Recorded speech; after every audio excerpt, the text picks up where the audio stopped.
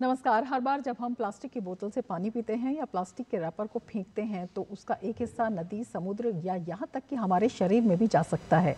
इस साल विश्व पर्यावरण दिवस का स्पेशल फोकस प्लास्टिक पोल्यूशन को खत्म करने पर है, क्योंकि प्लास्टिक प्रदूषण वर्षों से हमारी धरती को नुकसान पहुंचा रहा है। जंगल, नदियां, समुद्र सब इसकी चपेट में हैं। ऐसे में इस पर्यावरण दिवस थीम एंड प्लास्टिक पॉल्यूशन की थीम के साथ दुनिया की सबसे बड़ी पर्यावरणीय समस्याओं में से एक बन चुके प्लास्टिक प्रदूषण को खत्म करने के लिए पूरी दुनिया एकजुट है। पीएम मोदी के नेतृत्व में भी भारत प्लास्टिक वेस्ट मैनेजमेंट पर विशेष ध्यान दे रहा है और इसके साथ ही पर्यावरण संरक्षण के लिए भारत ने हासिल की है बेहतरीन उपलब्धियां। आज हम उन्हीं पर करेंगे चर्चा, लेकिन शुरुआत से पहले देख लेते हैं ये खास report.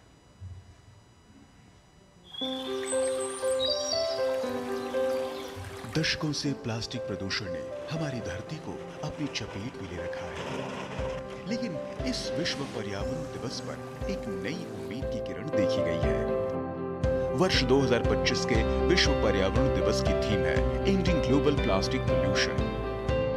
World Environment Day is a special moment for all of us. The garment and textile industry is one of the largest in the world. It provides jobs to millions, especially in Asia and India, but it also creates a large environment footprint and textile waste, old cloth, fabric scrap and unused material, which can harm the environment if not managed properly. This good news is that change is already happening in different pockets, and more and more companies are now using eco-friendly fabric, designing clothes that last longer, and encouraging people to recycle and reuse. संयुक्त राष्ट्र पर्यावरण कार्यक्रम के नेतृत्व में दुनिया एकजुट हो रही है प्लास्टिक पोल्यूशन से लड़ने के लिए। प्लास्टिक प्रदूषण 3 वैश्विक पर्यावरणीय संकटों को बढ़ावा देता है: जलवायु परिवर्तन, जैव विविधता की हानि और प्रदूषण व कचरा। हर साल 1.1 करोड़ टन प्लास्टिक हमारे जल स्रोतों में पहुंचता है, जिससे 600 अरब डॉलर तक का नुकसान होता है। लेकिन अब समय बदल रहा है। भारत में उद्योग जगत जागरूक हो रहा है और कारोबार के हर फैसले में अब सस्टेनेबिलिटी को प्राथमिकता दी जा रही है। पर्यावरण बचाने का वक्त अब आ गया है। एक छोटा सा कदम एक बड़ा बदलाव ला सकता है। प्लास्टिक से दूरी, प्रकृति से दोस्ती। इस पर्यावरण दिवस आइए हम सब मिलकर बदलाव की शुरुआत करें। कैमरा पर्सन विश्वबंधु और मोंटी के साथ मैं तापस भट्टाचार्य, दूरदर्शन समाचार, दिल्ली। प्रधानमंत्री नरेंद्र मोदी ने इस अवसर पर अपने आवास पर सिंदूर का एक पौधा लगाया और एक और कार्यक्रम के अंतर्गत पीएम ने अरावली पर्वतमाला के फिर से वनीकरण के प्रयास को रेखांकित करते हुए पौधारोपण किया।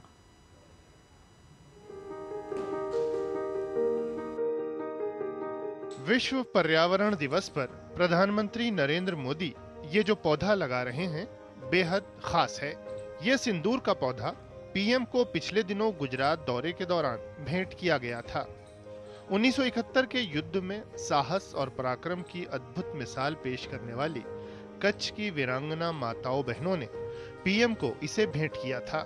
पीएम ने अपने आवास पर यह पौधा इस विश्वास के साथ लगाया है कि ये देश की नारी शक्ति के शौर्य और प्रेरणा का सशक्त प्रतीक बना रहेगा। पीएम विश्व पर्यावरण दिवस पर दिल्ली के भगवान महावीर वनस्थली उद्यान गए और पौधा लगाकर एक पेड़ मां के नाम अभियान को आगे बढ़ाने का संदेश दिया।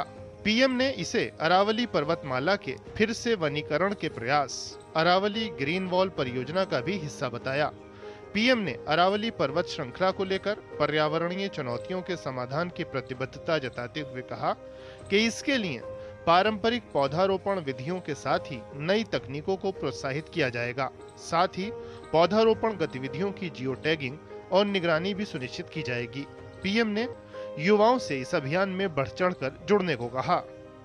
पर्यावरण से जुड़ी एक और पहल के अंतर्गत पीएम ने इलेक्ट्रिक बसों को हरी झंडी दिखाई। दिल्ली सरकार की यह पहल सतत विकास और हरित शहरी परिवहन को प्रोत्साहन देने की दिशा में बड़ा कदम है। इससे पहले पीएम ने सोशल मीडिया प्लेटफॉर्म एक्स पर एक वीडियो शेयर किया। पीएम ने विश्व पर्यावरण दिवस पर धरती की रक्षा करने और पर्यावरण से जुड़ी चुनौतियों पर नियंत्रण के लिए प्रयास मजबूत करने का संदेश दिया। प्रधानमंत्री नरेंद्र मोदी पर्यावरण संरक्षण की दिशा में बीते 11 वर्ष में ठोस प्रयास करते रहे हैं। इन प्रयासों को देश ही नहीं वैश्विक स्तर पर भी जबरदस्त सराहना मिली है। Bureau report, DD news. तो तमाम क्षेत्रों में भारत ने किए हैं लगातार प्रयास। सतत विकास और समृद्ध जैव विविधता के लिए देश में सिंगल यूज प्लास्टिक और माइक्रो प्लास्टिक पॉल्यूशन को कम करने के लिए प्रयास लगातार किए जा रहे हैं। भारत ने प्रमुख अंतर्राष्ट्रीय सम्मेलनों और पहलों में भाग लेकर प्लास्टिक प्रदूषण के बढ़ते संकट से लड़ने के लिए वैश्विक समुदाय के साथ हाथ मिलाया है। प्लास्टिक प्रदूषण से निपटने के लिए भारत ने BECIL convention, G20, Osaka vision और हाई एम्बिशन कोएलिशन जैसे वैश्विक प्रयासों का समर्थन किया है। भारत कानूनों, सुधारों और मिशनों के माध्यम से प्लास्टिक के जिम्मेदार उपयोग, रिसाइकलिंग और डिस्पोजल को सुनिश्चित करने के लिए काम कर रहा है। देश में दिसंबर 2024 तक 103 लाख टन प्लास्टिक वेस्ट को प्रोसेस किया गया। प्लास्टिक अपशिष्ट प्रबंधन संशोधन नियम 2021 के तहत कई प्रावधान भी किए गए हैं। इसके जरिए देश में single use plastic waste items को बैन किया गया। वहीं पतले प्लास्टिक कैरी बैग पर भी प्रतिबंध लगाया गया। इसके अलावा कई राज्यों और केंद्र शासित प्रदेशों ने सिंगल यूज प्लास्टिक और कैरी बैग पर आंशिक या पूर्ण प्रतिबंध के लिए अधिसूचना भी जारी की। EPR पोर्टल के जरिए उत्पादकों को जवाबदेह बनाया गया। इंडिया प्लास्टिक चैलेंज और नेशनल एक्सपो के माध्यम से प्लास्टिक के विकल्पों को बढ़ावा मिला। प्लास्टिक पार्क और CSIR तकनीक से प्लास्टिक कचरे को फ्यूल और रिसाइक्लेबल उत्पादों में बदला जा रहा है।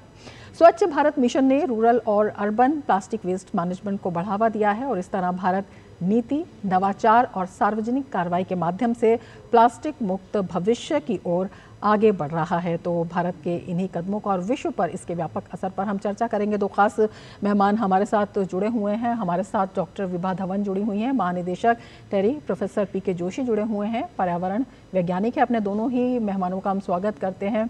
डॉक्टर विभा, सबसे पहले आपसे यही समझना चाहेंगे, इस बार की जो ये थीम है वो कितनी ज़रूरी है, कितनी आवश्यक है?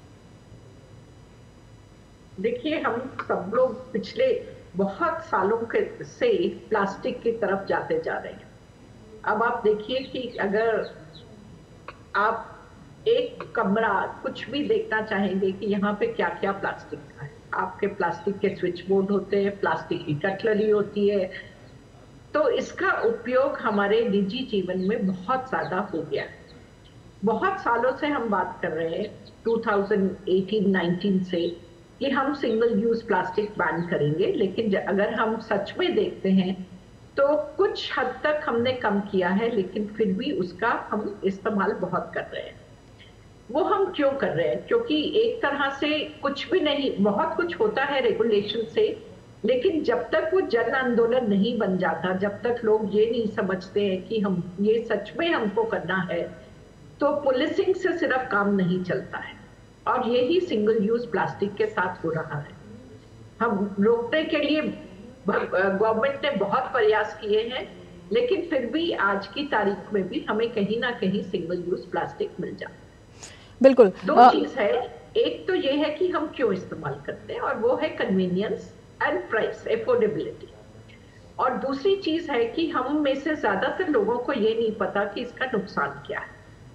तो जैसा आपने शुरू में भी बताया कि ये जो प्लास्टिक है ये हमारे फूड चेन के अंदर एंटर हो रहा है, पानी के साथ, फिश के साथ, हर चीज के साथ। ये हमारी जब बॉडी में घुसना शुरू कर चुका है और ज्यादा होगा, तो उससे हमारे पूरे के पूरे जो हेल्थ है, हेल्थ के ऊपर बहुत नेगेटिव इम्पैक्ट होने वाला है। तो इसलिए हम सबका नेगेटिव इम्पैक्ट प्लास्टिक का समझना बहुत जरूरी है, तभी हम ही लोग कहेंगे हमको ये इस्तेमाल नहीं करना। बिल्कुल, जागरूकता के साथ जो जन भागीदारी है वो बेहद ज़रूरी हो जाती है। सरकार तो लगातार कदम उठा ही रही है। प्रोफेसर जोशी, आपसे समझना चाहेंगे, जिस तरह से प्लास्टिक प्रदूषण पर नियंत्रण के लिए वैश्विक कदम जो हैं भारत ने उठाए हैं और वैश्विक प्रयासों का समर्थन किया है, चाहे G20 ओसाका विजन हो, हाई एम्बिशन कोएलिशन हो, इस तरह के जो प्रयास हैं वो अपने आप में कितने अहम हो जाते हैं? देखिए, प्लास्टिक सिर्फ देश की ही समस्या नहीं है, ये विश्व स्तर पर एक बहुत बड़ी समस्या है। और अभी तक कुछ वर्षों तक ऐसा हो रहा था कि भारतवर्ष फॉलो कर रहा था अन्य देशों की चीज़ों को, लेकिन 2019 से हमने ये देखा कि भारत ने एक निर्णायक कदम लिया है जिसमें टोटल बैन किया गया नेशनल लेवल में 2022 में और उसके बाद G20 में इसका डिस्कशन हुआ, यूनेप में इसका डिस्कशन हुआ। तो कहीं ना कहीं भारत एक लीडरशिप ले रहा है कि हमें सिंगल यूज प्लास्टिक को भी बैन करना है और किसी तरह से हमें अपनी जीवन शैली में, जिसको लाइफ मिशन के तहत जिसको हम जानते हैं, हमें कहीं ना कहीं अपनी जीवन शैली में भी परिवर्तन लाने हैं ताकि हम न्यूनतम जहाँ तक हो सके प्लास्टिक का इस्तेमाल करें। और जो ये सिंगल यूज प्लास्टिक है उसके जो नेशनल बैन के अलावा काफ़ी और जो जैसे माउंटेनियस स्टेट्स हैं या कोस्टल स्टेट्स हैं, उसमें स्वच्छ भारत अभियान के तहत बीट द प्लास्टिक पॉल्यूशन को बिल्कुल ग्राउंड लेवल पे इसको उतारा गया है। तो कहीं ना कहीं भारतवर्ष एक एग्जाम्पल के तौर पे खड़ा हुआ है पूरे विश्व भर के लिए प्लास्टिक को बैन करने के लिए और प्लास्टिक का एक अल्टरनेट ढूंढने के लिए, ताकि इसकी नाते जो भी पॉल्यूशन होता है, जो भी इन्वायरमेंटल डिग्रेडेशन होता है, चाहे ये हमारे फूड चेन में एंटर कर रहा है, चाहे हमारी हेल्थ से रिलेटेड समस्याओं को में एक बहुत ही इम्पोर्टेंट फैक्टर के जैसे आ रहा है, तो उन सारी चीजों को रोकने के लिए रिसाइकलिंग इंफ्रास्ट्रक्चर, इनोवेशन, इसमें बहुत ही इन्वेस्टमेंट कर रहा है लोकल लेवल में भी और विश्व स्तर पर भी। कहीं ना कहीं एक लीडरशिप प्रोवाइड कर रहा है कि हमें प्लास्टिक को सीरियसली लेना है और प्लास्टिक के लिए, प्लास्टिक पॉल्यूशन को रोकना है और प्लास्टिक के लिए किसी ना किसी तरह के अल्टरनेट्स का अरेंजमेंट करना है। और इसके लिए नियमावली बनाई जा रही हैं और जो लोकल लेवल में जो कम्युनिटी एंगेजमेंट हो सकता है वो किया जा रहा है, अवेयरनेस प्रोग्राम्स किए जा रहे हैं और ग्लोबल कोलैबोरेशन किया जा रहा है। तो ये जो यूनेप के साथ और खासतौर G20 के साथ जो हम लोगों के समझौते हुए और जो अंडरस्टैंडिंग हुई, ये कहीं ना कहीं विश्व स्तर पर प्लास्टिक को कैसे बैन किया जा सके या प्लास्टिक पॉल्यूशन को कैसे रोका जा सके, उसके लिए इंटरनेशनल पॉलिसीज में भारत ने एक अहम भूमिका निभाई है। समझना चाहेंगे, जब हम जलवायु परिवर्तन की बात करते हैं और पर्यावरण संरक्षण की हम लगातार जिस तरह से बात कर रहे हैं और उसमें भारत के कदमों की बात करते हैं, तो एक तरह से भारत जो है विश्व मंच पर एक जलवायु चैंपियन है, इस तरह की उसकी भूमिका देखी जा रही है। क्योंकि अगर 2014 के बाद से बात करते हैं, COP21 की बात करते हैं, तो 2030 तक गैर जीवाश्म ईंधन स्रोतों से बिजली क्षमता का 40% हासिल करने का जो लक्ष्य रखा गया वो 2021 में ही नवंबर में पूरा कर लिया गया। तो समय से पहले जिस तरह से ये कदम उठाए जा रहे हैं उसमें भारत इसे जिस तरह से अहमियत दे रहा है, ये विश्व मंच पर कितनी अहमियत साबित हो रही है? देखिए, जैसा अभी जोशी जी ने भी बताया कि हम लोग चैंपियन के उसमें उभर रहे हैं। वो इसलिए हो रहा है क्योंकि हमारे प्रधानमंत्री जी ने COP26 में ग्लासगो में एकदम से कमिटमेंट दे दी थी कि हम भारत में ये सब कदम उठाने जा रहे हैं, हम रिन्यूएबल एनर्जी को प्रोत्साहित करने वाले हैं। और उसको अचीव करने के लिए, क्योंकि सबसे पहली चीज हो जाती है कि हर कोई देखता है कि हमारी सरकार क्या करने जा रही है। जब उन्होंने देखा कि सरकार ने बोला है कि 2070 तक हम नेट जीरो होने वाले हैं और ये हमारा रोड मैप है कि हम रिन्यूएबल एनर्जी धीरे धीरे ऐसे बढ़ाएंगे। अब हमारे लिए क्या चीज समझने वाली है? सबसे पहले अभी हम बोलते हैं हमारी per capita energy consumption world average से बहुत कम है, लेकिन ये बढ़ेगी जैसे जैसे हमारी इकोनॉमिक स्टेटस इंप्रूव होगा, वो बढ़ेगी। हम लोग कह रहे हैं मेड इन इंडिया, जिसका मतलब कि हमारी ऊर्जा की रिक्वायरमेंट धीरे धीरे बढ़ती जाएगी, क्योंकि आप कोई भी व्यवसाय करेंगे, कोई भी इंडस्ट्री लगाएंगे, उसमें एनर्जी तो चाहिए। लेकिन हम लोग का जो एक तरह से हमने प्रॉमिस किया है वो ये है कि जो हमारी बढ़ती हुई डिमांड है उसको हम रिन्यूएबल एनर्जी से मीट करेंगे। तो अभी हमने पीक नहीं किया एनर्जी में, लेकिन फिर भी हम बात कर रहे हैं कि हम एनर्जी पीक करने के टाइम पे भी हमारे एमिशंस नहीं बढ़ेंगे। यूनिकनेस ये है हमारी कि हमको अभी बढ़ना है, हमको अभी बनाना है, हमें तोड़ के नहीं बनाना, हमको पहली बार बनाना है। दूसरी चीज समझने की ये है कि हमारे पास कोई फॉसिल फ्यूल नहीं है, इसलिए अभी तक हम जो इतना इंपोर्ट कर रहे हैं फॉसिल फ्यूल, उसके ऊपर हमारा इतना फॉरेन एक्सचेंज जाता है और इंपोर्ट करने के कारण हमारी प्रोडक्शन कॉस्ट बहुत बढ़कर आती है। रिन्यूएबल एनर्जी, क्योंकि हम लोग एक तरह से बहुत ब्लेस्ड कंट्री हैं कि हमारे पास सूरज की रोशनी बहुत है। तो इसलिए जब हम सूरज की रोशनी से एनर्जी बनाते हैं, बिजली बनाते हैं, तो हमारी प्रोडक्शन कॉस्ट और देशों से बहुत कम हो जाती है। तो उसके होने से हम एक तरह वर्ल्ड मार्केट में भी कॉम्पिटिटिव हो जाते हैं, क्योंकि हमारे पास एनर्जी बहुत सारी है। अगर हम रूरल अपना इंफ्रास्ट्रक्चर देखते हैं तो वो भी प्रधानमंत्री के नेतृत्व में हुआ कि हर गांव में बिजली होनी चाहिए, हर घर में बिजली होनी चाहिए। तो अभी तक तो लोगों के पास बिजली ही नहीं थी, लेकिन जब हम ये बिजली उनको पहुंचा रहे हैं तो हम साथ में दूसरा कदम उठा रहे हैं कि ये ऊर्जा जो है वो रिन्यूएबल होनी चाहिए। बिल्कुल, कुछ हद तक डिसेंट्रलाइज्ड भी हो सकती है। तो बिल्कुल इन्हीं कदमों पर हम बातचीत जो है वो जारी रखेंगे, लेकिन उससे पहले वक्त हो चला है एक ब्रेक का। आप बने रहिए डीडी न्यूज के साथ।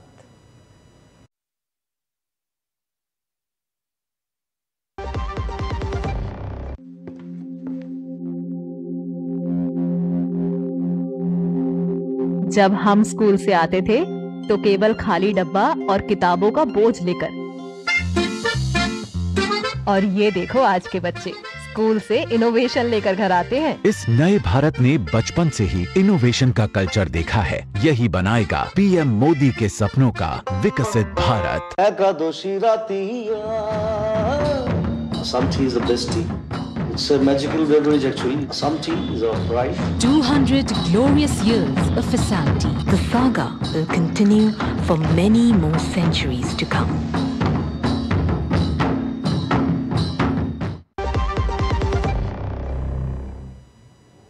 ब्रेक के बाद फिर से आपका स्वागत है। हमारे साथ दो खास मेहमान इस कार्यक्रम में जुड़े हुए हैं। प्रोफेसर जोशी, आपके पास आना चाहेंगे और आपसे जानना चाहेंगे, जब हम अक्षय ऊर्जा की बात करते हैं तो इसमें भी अगर भारत की वर्तमान प्रगति देखते हैं तो वो काफ़ी अहम है, और जो सॉल्ट टैरिफ है वो भी काफ़ी कम आया है। ये अपने आप में कितना अहम हो जाता है अगर हम भविष्य की ऊर्जा की बात करते हैं, विकल्प की बात करते हैं, और जिस तरह से विभा जी अभी मार्केट की भी बात कर रही थी? देखिए, जब ग्लासगो में कॉप में पंचामृत का उच्चारण किया गया तो उसमें बताया गया कि सोलर एनर्जी में, रिन्यूएबल एनर्जी में इंडिया इन्वेस्ट करेगा, और उस वक्त ये अपने में बहुत ही बड़ा एम्बिशन लग रहा था। लेकिन जिस तरह की प्रोग्रेस हुई है कंट्री में, स्पेशली सोलर में, और जिस तरह से कंट्री ने पूरे वर्ल्ड को एक इंटरनेशनल सोलर अलायंस की परिकल्पना करके उसको भूमि में उतार के दिखाया है, तो कहीं ना कहीं देश ने ये प्रूव किया है कि जो हमारे कमिटमेंट्स हैं उसके लिए हम बहुत सीरियस हैं। इसके साथ ही साथ ग्रीन हाइड्रोजन को बहुत जोरों से उसके ऊपर रिसर्च की जा रही है, इम्प्लीमेंटेशन किया जा रहा है। अभी रिसेंटली रेल मंत्री ने बताया कि ग्रीन हाइड्रोजन पे रन करने वाली ट्रेन हमारी तैयार हो गई है। तो जितना भी रिन्यूएबल बेस है एनर्जी रिक्वायरमेंट का और एनर्जी यूटिलाइजेशन का, उसके लिए देश ने बहुत ही बढ़िया रोड मैप बनाया है और उसमें इम्प्लीमेंट करके दिखाया है, और ये बहुत ही बढ़िया एग्जाम्पल सेट हुआ है ग्लोबली। इसके अलावा आप देखें, लगभग 25 से 35 देश ऐसे हैं जो रिन्यूएबल एनर्जी के नाते हिंदुस्तान के साथ जुड़े हैं, और जिन्होंने कहीं ना कहीं जो हमारे लक्ष्य हैं और जो हमारा प्लान है उसमें एक एक्सटेंशन दिया है, और उसमें एक मजबूती से एक अपना टीम वर्क दिखाया है कि ग्लोबली रिन्यूएबल एनर्जी को हमें प्रोत्साहित ही नहीं करना है, उसको डे टू डे लाइफ में उसको इम्प्लीमेंट करना है। और ये जब मैं 25 से 35 देशों की बात करता हूं तो ये सिर्फ छोटे देश नहीं है, इसमें जर्मनी है, इसमें फ्रांस है, जो अपने में बहुत ही उन्नत देशों की श्रेणी में जाने जाते हैं और जिन्होंने वर्षों से रिन्यूएबल एनर्जी में अपना एक मुकाम हासिल किया है। लेकिन जिस तरह से, जिस तेजी से और जितने सीरियसली देश ने, भारतवर्ष ने जिस तरह से इस कार्यक्रम को आगे बढ़ाया और इसका इम्प्लीमेंटेशन किया, ये अपने में एक बहुत बड़ा अजूबा है।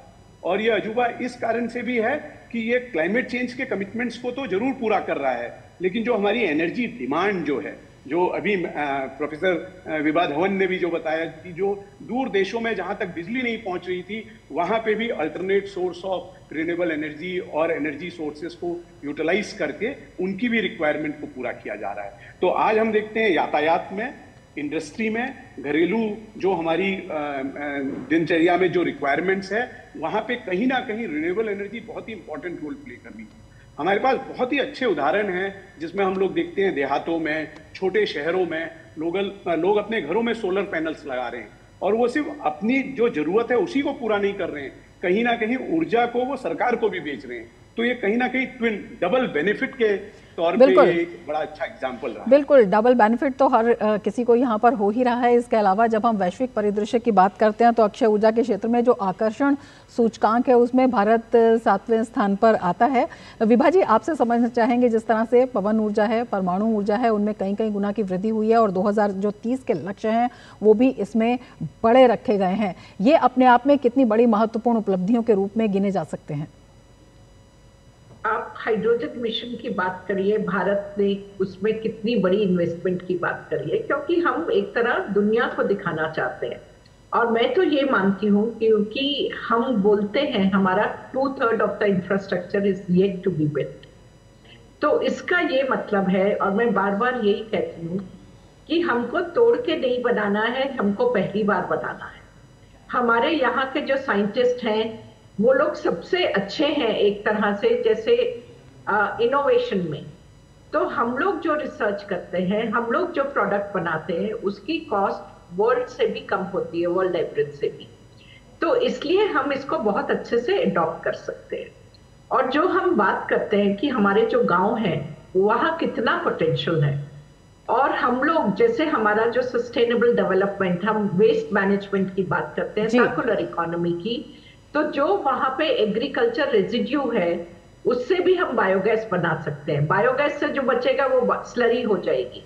तो भारत बिल्कुल विभा जी तमाम कर रहा है, बड़े प्रोजेक्ट्स का भी और छोटे प्रोजेक्ट्स का। बिल्कुल, इसी वजह से तमाम एंटरप्राइज को कैसे लेके आए जी, और बड़ों को कैसे लेके आए। और अगर हमारा फार्मर है, अब कार्बन कैप्चर की भी बात करेंगे कि वो अगर और पेड़ लगाता है तो क्या उसको कार्बन क्रेडिट मिलने चाहिए, नई टेक्नोलॉजीज इस्तेमाल करें। बिल्कुल, जो नई टेक्नोलॉजीज हैं, इनोवेशन है, और इसके साथ ही जो नए कदम हैं, और न केवल अपने देश के लिए बल्कि विश्व के लिए वो काफ़ी अहमियत रखती है। सरकार लगातार कदम उठा रही है, लेकिन इस दिन हमें भी संकल्प लेना चाहिए कि प्रकृति के साथ समन्वय का, हरित जीवन शैली अपनाने का, और आने वाली पीढ़ियों के लिए एक स्वच्छ, हरित और सुरक्षित भविष्य तैयार करने के लिए हम लोग भी उसमें भागीदारी करें, संकल्प लें। और इसी के साथ ही बहुत शुक्रिया विभा जी, बहुत शुक्रिया जोशी जी, हमारे इस कार्यक्रम में शामिल होने के लिए और इतनी महत्वपूर्ण जानकारी हमारे दर्शकों के साथ साझा करने के लिए। तो चर्चा में फिलहाल इतना ही, दीजिए इजाज़त, नमस्कार।